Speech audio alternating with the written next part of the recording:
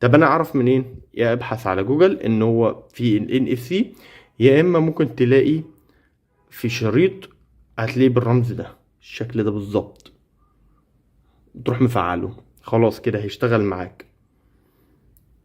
وتبحث في جوجل اسم تليفونك هل يدعم ال NFC، هتلاقيه مكتوب فيه.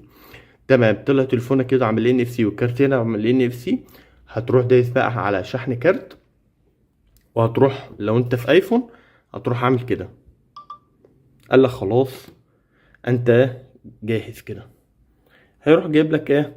تفاصيل الكارت بتاعك، هتروح انت دايس متابعة، وبعد كده بيقول لك ضيف المبلغ. طبعا لو انت في سامسونج او اندرويد بتروح حطت الكارت في الظهر، انما في الايفون بتحطه قدام، انما في الابل في سامسونج